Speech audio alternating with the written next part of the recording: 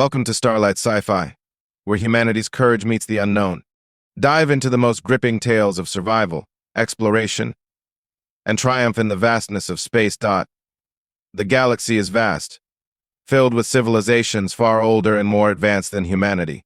When Earth was dragged into a war it never asked for, its defeat seemed inevitable. But the galaxy underestimated one thing: humans don't play by the rules. It began as an ordinary morning. The sky was clear, and life on Earth hummed along as it always had. But within seconds, the peace was shattered. High above, the heavens seemed to tear apart as an armada of alien vessels materialized in Earth's orbit. The Zarynth Coalition, a galactic empire known for conquering entire star systems with ruthless efficiency, had arrived. Earth was not their first target, nor was it meant to be their last. For the Zarynth, humanity was an inconvenience, a minor species occupying a strategic position in their war against the Krental Dominion. To them, Earth wasn't a home, it was a chess piece to be seized and exploited. The invasion began with a precision that was both terrifying and awe-inspiring. Massive ships deployed smaller, spider-like crafts that descended upon major cities. Their engines emitted an eerie, high-pitched whine as they hovered above the skyscrapers, blotting out the sun. Before the world's governments could react, the Zarynth unleashed their first wave, electromagnetic pulses that crippled Earth's power grids and communication networks. Planes fell from the sky, hospitals went dark, and satellites spiraled into fiery oblivion. The modern world was thrust into silence, the hum of human innovation replaced by the droning of alien machinery. And then came the soldiers, the Drakith. These towering, bioengineered beings resembled nightmares brought to life. They were nearly 8 feet tall, their skin a dull, metallic gray that glinted in the sunlight. Their movements were unnervingly precise, their strength unmatched. Equipped with weapons that fired bolts of plasma, they swept through the streets, neutralizing any resistance with cold efficiency.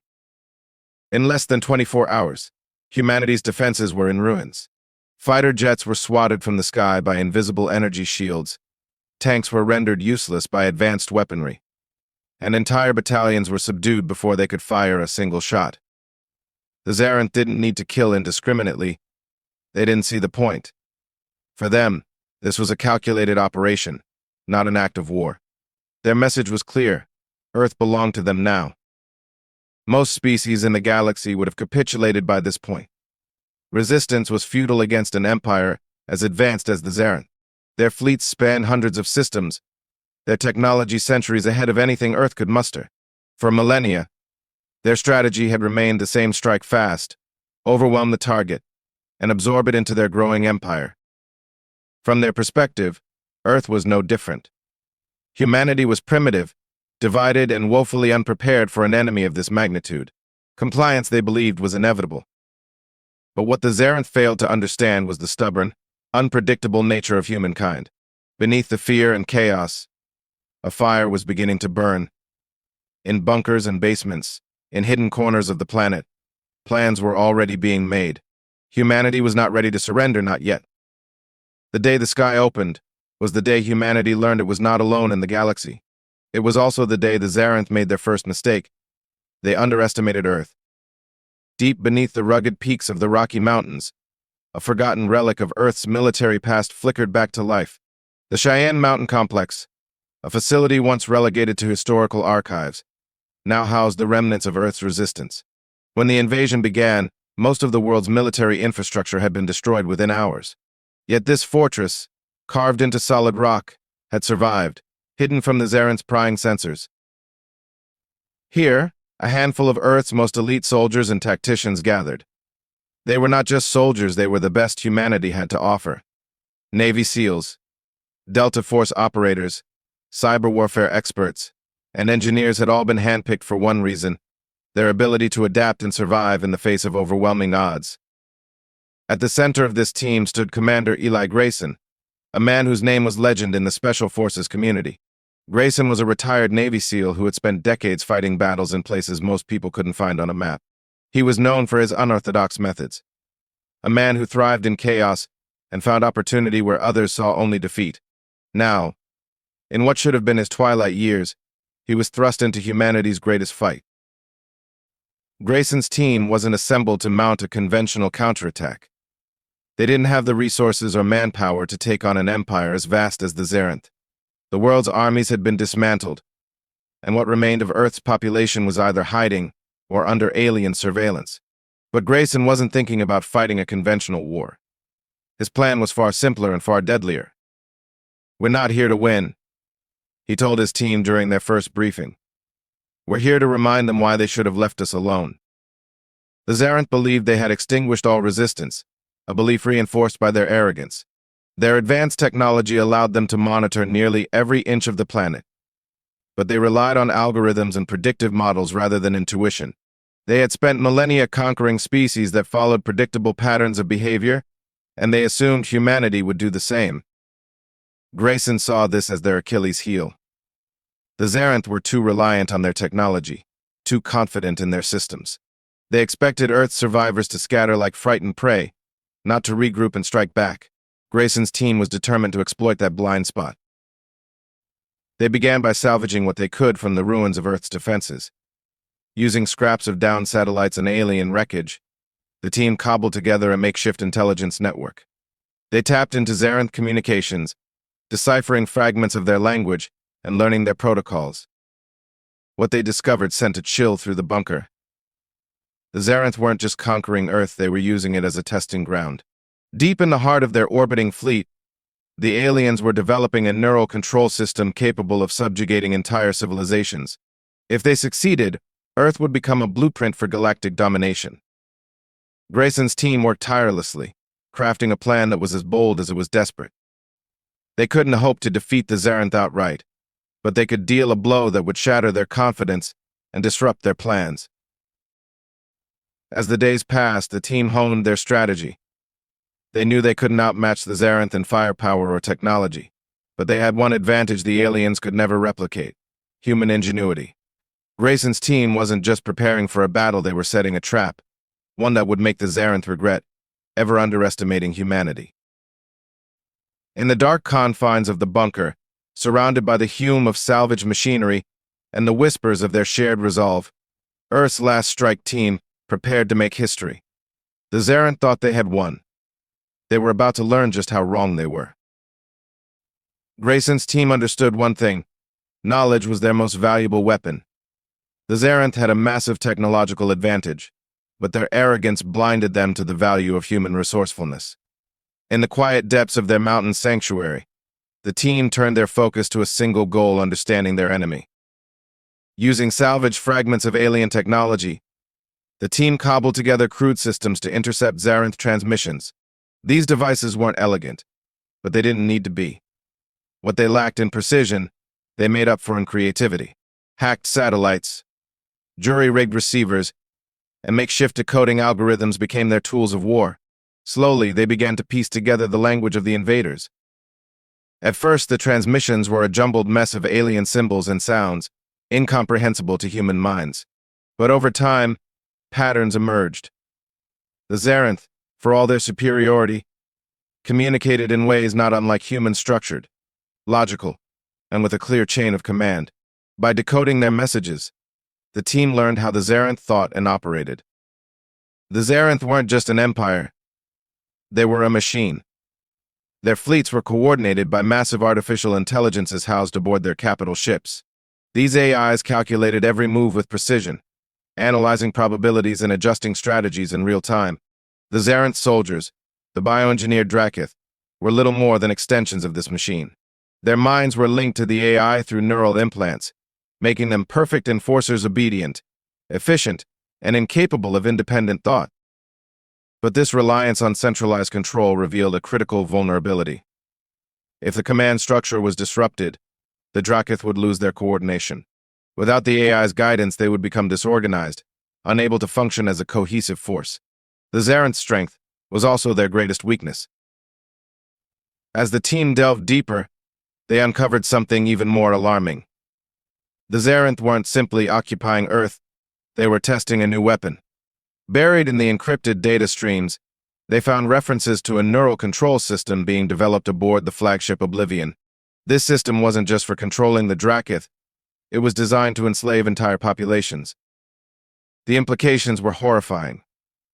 If the Zarynth succeeded, they wouldn't need to deploy soldiers to conquer worlds. They could simply activate the neural system and turn entire civilizations into obedient drones. Earth was their proving ground, a trial run for a weapon that could reshape the galaxy. Grayson's team knew they couldn't allow this to happen, but how could they strike back against an enemy so far beyond their understanding? The answer, they realized, lay in their unpredictability. The Zarynth's algorithms relied on logic and probability, but humans didn't follow those rules. Humanity thrived in chaos, finding ways to adapt and improvise in situations where no algorithm could predict the outcome. Armed with this knowledge, the team began to formulate a plan. They couldn't fight the Zarynth on their terms, but they didn't need to. They would force the invaders into a situation they couldn't anticipate, exploiting their overconfidence and reliance on technology. Every piece of data, every decoded transmission, and every observation of the enemy became another thread in the web they were weaving. The Zarynth believed humanity was broken, defeated, and incapable of resistance. Grayson's team intended to show them how wrong they were. As they worked in secret, the team grew increasingly aware of the stakes. This wasn't just about saving Earth, it was about sending a message to the galaxy. Humanity might be young and outmatched, but it wasn't powerless. The Zarynth thought they understood their enemy, but they had overlooked one crucial fact. Humans were never more dangerous than when they were underestimated. In the shadows of their mountain fortress, the seeds of rebellion were being sown.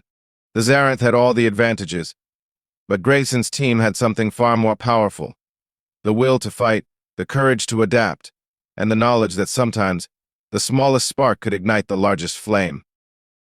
Commander Eli Grayson had a saying drilled into him during his years as a Navy SEAL: always assume you're underestimated. He called it Rule 1, and it had kept him alive through countless missions against enemies who thought they had every advantage. Now, facing an empire that spanned galaxies, Rule 1 would become the cornerstone of humanity's fight for survival. The Zarynth believed they had crushed all meaningful resistance on Earth. Their forces patrolled the skies, their technology blanketed the planet, and their soldiers enforced order with brutal efficiency. For them, Earth was already conquered. But that arrogance, Grayson knew, would be their undoing. The team's plan was audacious, bordering on suicidal. They couldn't hope to defeat the Zarynth in open combat. Instead, they would rely on misdirection and exploitation, turning the enemy's own strengths into weaknesses. Grayson's team wasn't just fighting for survival, they were preparing to strike at the heart of the Zarynth's invasion strategy. Step 1 was setting the trap. The team knew they needed to draw the flagship Oblivion, the nerve center of the Zarynth fleet, into a vulnerable position. The Oblivion wasn't just another ship. It was a fortress in space, bristling with weapons and housing the AI that coordinated the entire invasion force. Destroying it outright was impossible, but disabling it, even temporarily, could shatter the Zarynth's command structure. To lure the Oblivion into their trap, Grayson's team devised a series of false signals designed to look like rogue human resistance cells. Using salvaged Zarynth technology, they transmitted encrypted messages that mimicked the communications patterns of high-value insurgents. These decoy messages hinted at the development of a powerful Earth-based weapon, one capable of threatening the Zarynth fleet. The team knew the Zarynth would take the bait. Their arrogance wouldn't allow them to ignore the possibility of a credible threat, no matter how unlikely it seemed. And as expected, the Oblivion began repositioning, moving into low orbit to investigate. But the trap wasn't just in the messages. Grayson's team had weaponized the one thing the Zarynth would never expect: Earth itself. The atmosphere, the magnetic field, and even the debris floating in orbit were all tools in their arsenal. High-altitude drones, disguised as space junk, were armed with electromagnetic pulse, EMP devices. These drones were the linchpin of the plan, capable of disrupting even the most advanced alien systems. As the Oblivion descended into low orbit, the team activated the drones. The EMP pulses were released in perfect synchronization, creating a cascade of energy that overwhelmed the flagship shields.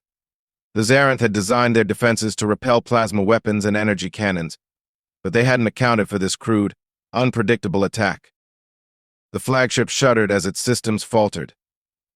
Engines sputtered, lights flickered, and the massive vessel began to drift. For the first time since the invasion began, the Zarynth were caught off guard. Their command ship, the symbol of their dominance, was now vulnerable. But Grayson's team didn't stop there. They had another surprise in store, one that played directly into Rule 1. Beneath the Oblivion's orbital path, the team had rigged an abandoned city with explosives and electromagnetic disruptors. If the flagship attempted to stabilize and land, it would find itself caught in a secondary trap of ground-based EMP burst that would completely disable its remaining systems. The Zarynth's AI, calculating probabilities in real time, found itself facing scenarios it hadn't been programmed to handle. The humans' tactics were irrational, their methods crude, but their unpredictability was a weapon no algorithm could counter. For Grayson and his team, this moment wasn't just a tactical victory. It was proof that humanity's greatest strength lay in its ability to adapt and improvise.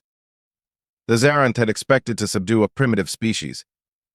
Instead, they were learning a harsh truth: humans didn't play by the rules, and they never gave up. As the Oblivion drifted helplessly above Earth, Grayson prepared for the next phase of their plan. The Zarynth thought they had seen everything humanity could offer, but they had made the same mistake all conquerors made. They had forgotten Rule 1. The Oblivion, the heart of the Zarynth invasion fleet, hung motionless in the skies above Earth. Its once impenetrable aura of dominance had been shattered by the ingenuity of Grayson's team. For the first time, the Invincible Empire was vulnerable. Yet Grayson knew that disabling the flagship was only the beginning. If they didn't act quickly, the Zarynth would adapt, repair their systems, and retaliate with unimaginable force. While the flagship drifted in low orbit, chaos erupted among the Zarynth forces on the ground. The bioengineered Draketh soldiers, normally coordinated through the Oblivion's AI, began to falter. Without the precise commands streaming from their neural implants, the once efficient enforcers moved erratically, their actions disconnected and clumsy. This was the opening Grayson had been waiting for. The Zarynth's greatest strength, their centralization, was now their Achilles heel. With their command network disrupted, the entire invasion force was thrown into disarray. But Grayson knew the window of opportunity would be brief. The Zarynth weren't fools. They would regroup and re-establish control if given enough time.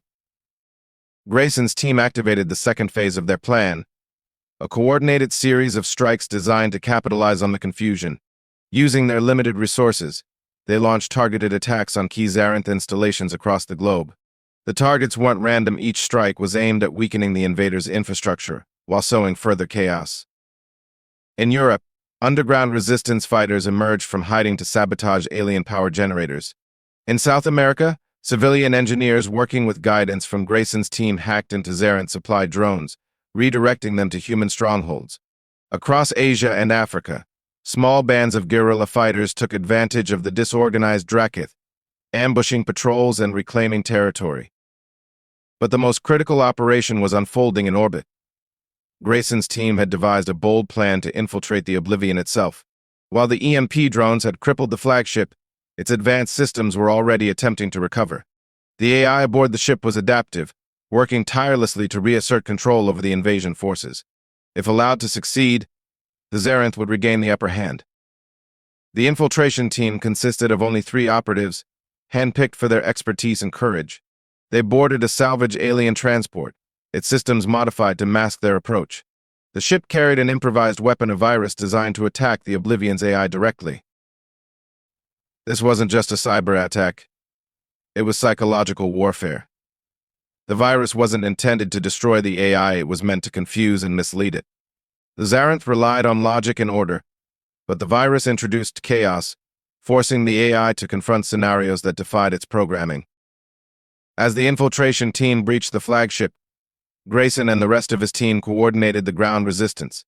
They spread misinformation through intercepted Zarynth communication channels, creating the illusion of a much larger rebellion. The Zarynth, overwhelmed by conflicting data, hesitated to respond, further amplifying the confusion. Meanwhile, aboard the Oblivion, the virus began its work. The AI's calculations slowed as it struggled to process the influx of contradictory commands. It sent fragmented signals to the Draketh, further paralyzing their operations. The flagship, once a symbol of invincibility, was now the epicenter of chaos. Grayson's team had achieved the impossible. They had turned the tide against a galactic empire, but they knew this victory was far from secure. The Zarynth were adaptable and relentless. They wouldn't allow humanity to hold the upper hand for long. Still, in this moment, humanity had proven its worth. They had shown the galaxy that even the most advanced empire could be outmaneuvered by determination, creativity, and a refusal to surrender. Grayson's team wasn't fighting just for Earth. They were fighting to remind the universe that humanity would never go quietly into the night. As the Oblivion continued to falter, the team prepared for the next phase. The fight was far from over, but they had achieved something no one thought possible. They had given humanity a fighting chance. The Oblivion was failing. Its lights flickered like the dying heartbeat of an empire. Inside, its vast AI core struggled against the chaos unleashed by Grayson's team. The virus had wormed its way deep into the ship's systems, introducing a deadly cocktail of contradictions, errors, and improbable scenarios. The once flawless intelligence, the linchpin of the Zarynth invasion, now stumbled as it fought to retain control. From their mountain base, Grayson's team monitored the unfolding chaos. The ground forces were in disarray, their command signals fragmented and inconsistent. Across the globe, reports streamed in of resistance cells taking back territory, aided by the confusion within the Zarynth ranks. But Grayson knew better than to celebrate. They had shaken the Zarynth. Yes, but an empire like theirs would not crumble from a single blow. Even now, backup fleets were likely en route, and the AI aboard the Oblivion could still recover. They had inflicted a wound, but if they didn't finish the job, it would only enrage the invaders further. The team's plan had always been ambitious, but the time had come to gamble everything. The final phase of their operation was the most dangerous yet, relying on perfect timing and razor-thin margins for success. The Oblivion's AI, though crippled, still retained partial functionality. Its core systems were buried deep within the ship, protected by layers of armor and shielding. A direct assault on the core was impossible with the resources Grayson's team had. Instead, they aimed to deliver a death blow indirectly. The plan hinged on the flagship's power source, a Zarynth singularity reactor. This marvel of alien engineering harnessed the energy of a controlled micro-black hole, generating unimaginable power. If destabilized, the reactor wouldn't just destroy the Oblivion, it would create an explosion capable of wiping out the entire Zarynth fleet in orbit. But reaching the reactor was no small feat. The infiltration team aboard the Oblivion had already uploaded the virus, but now they faced their most dangerous task, navigating the failing systems of the flagship to manually trigger the reactor's meltdown. Time was not on their side. The Zarynth AI, even in its compromised state, was beginning to adapt. Automated defenses were coming back online, and security drones roamed the corridors, seeking intruders. Back on Earth, Grayson coordinated the ground assault to provide cover for the infiltration team. The Zarynth forces, despite their disarray, were starting to regroup, their bioengineered instincts compensating for the lack of AI guidance. Battles raged across cities and wilderness as humanity's scattered resistance fought tooth and nail to hold the line. Meanwhile, inside the Oblivion, the infiltration team reached the reactor chamber. The room pulsed with an eerie light, the singularity core suspended within a web of energy fields. The team worked quickly, bypassing alien control panels and planting charges designed to disrupt the reactor stabilizers. The clock was ticking. The Zarynth AI, sensing the threat to its very existence, redirected all available resources to defend the reactor. Security drones swarmed the chamber, forcing the infiltration team to make a desperate stand. From their mountain base, Grayson and his team watched the events unfold with bated breath. They had planned for every contingency they could imagine, but this was uncharted territory. No one had ever attempted something like this against the Zarynth, and the margin for error was non-existent. As the charges were armed, the infiltration team transmitted a single message back to Earth: detonation imminent. Grayson knew what that meant. There would be no escape for the team aboard the Oblivion. They were sacrificing themselves to give humanity a chance. The charges detonated, and the singularity reactor began to destabilize. The ship's systems went into overdrive, alarms blaring across the vessel as the AI struggled to contain the meltdown. But it was too late. The reactor collapsed, releasing a catastrophic wave of energy that tore through the oblivion. From the surface of Earth, the sky lit up as the flagship exploded, its destruction triggering a chain reaction that engulfed nearby Zarynth ships. One by one, the invaders' vessels disintegrated, their sleek hulls consumed by the expanding shockwave. Grayson's team watched in awe as the invincible fleet was reduced to nothing but debris. The gamble had paid off, but the cost was steep. The infiltration team was gone, their sacrifice ensuring humanity's survival. The Zarynth forces on the ground, cut off from their command, and without reinforcements, were now vulnerable. For the first time since the invasion began, humanity had the upper hand. But Grayson knew the fight wasn't over. This was only the beginning of a much larger battle. As the dust settled, humanity stood at a crossroads. They had won a critical victory, but they had also sent a message to the galaxy. Earth wasn't just another conquered world. It was a reminder that even the smallest spark of resistance could ignite a fire that no empire could extinguish. The skies above Earth were silent, filled with drifting debris where the mighty Oblivion and the Zarynth fleet had once hovered. The flagship's destruction had sent shockwaves through both the invaders and humanity alike. For the first time since the invasion began, humanity had struck back and struck hard. But the victory was bittersweet. Grayson's team knew this was no triumph to celebrate, but a foothold in an ongoing war. On the ground, the aftermath of the destruction rippled through the scattered Zarynth forces. Cut off from their AI command and support from orbit, the Drakketh soldiers lost what little cohesion they had left. The once coordinated units, marching with precision and executing strategies with brutal efficiency, were now reduced to scattered groups, fighting on instinct alone. Without the AI's influence, their advanced implants became a hindrance rather than a tool. The human resistance began to press the advantage, reclaiming cities and supply caches, their morale surging like never before. In the mountain base, Grayson gathered his team. Exhaustion was etched into every face, but their resolve remained unbroken. They had dealt the Zarynth a devastating blow, but Grayson's experience as a Navy SEAL taught him one unshakable truth. No enemy ever stayed down for long. The Zarynth were far more than the fleet in orbit. They were an empire, vast and unrelenting, and their response to Earth's defiance would come swiftly and mercilessly. Across the planet, survivors and resistance leaders began to emerge from the shadows. With the Zarynth's orbital dominance shattered, Earth's population, long cowed and scattered, found a new strength. Makeshift communication networks buzzed with activity, uniting resistance cells that had operated in isolation for months. Farmers offered food, engineers repaired captured alien technology, and scientists began studying Zarynth weapons for weaknesses. For the first time, humanity was fighting together, not just to survive, but to win.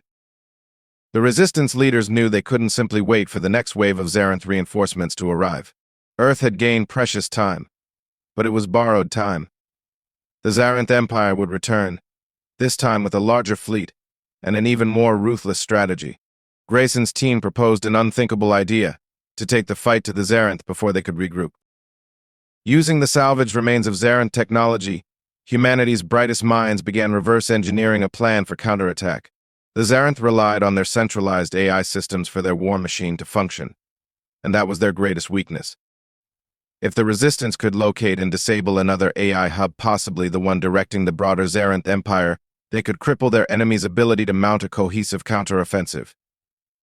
But this would be a mission far more dangerous than anything Grayson's team had attempted. The Zarynth Empire stretched across countless systems, and the AI hubs were heavily fortified. It was a mission that would require everything humanity had learned in the fight for Earth: ingenuity, adaptability, and the courage to face impossible odds. Grayson knew the cost of such a mission. The sacrifices made to destroy the Oblivion were fresh in his mind, and the weight of those losses bore down on him. But he also knew there was no other choice. Humanity had proven it could fight, but now it had to prove it could win not just a battle, but a war for survival. As humanity prepared for the next phase, whispers of Earth's defiance began to spread. The galaxy was vast, and while the Zarynth ruled with an iron grip, not every civilization bent to their will without resistance. Other species, smaller and more vulnerable, had been watching Earth's plight with dread. Now they watched with hope. If humanity could strike back against the Zarynth, perhaps they could too. For the first time, The idea of rebellion began to stir beyond Earth's borders. Grayson's victory wasn't just for humanity, it was a spark that could ignite a rebellion across the stars. As the debris from the Oblivion continued to drift through Earth's orbit, Grayson stood on a mountain ridge overlooking the horizon. The sun was rising, its golden light breaking through the clouds, illuminating a world that had been scarred but not broken. Humanity had weathered the storm, and now they stood ready to face the trials to come. Grayson's voice echoed in his mind, a reminder of the lesson he had carried through every mission.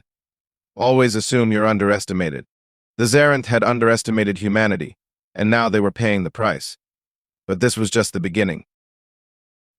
The fight for Earth had been won, but the fight for tomorrow was only starting. And Grayson was determined to show the galaxy one unshakable truth. Humanity would never stop fighting. Not for survival, not for freedom, and not for the future they knew they could build. Thank you for watching Starlight Sci-Fi. If you enjoyed this story, don't forget to like, subscribe, and share. Humanity's greatest stories are still being written. Let's explore them together.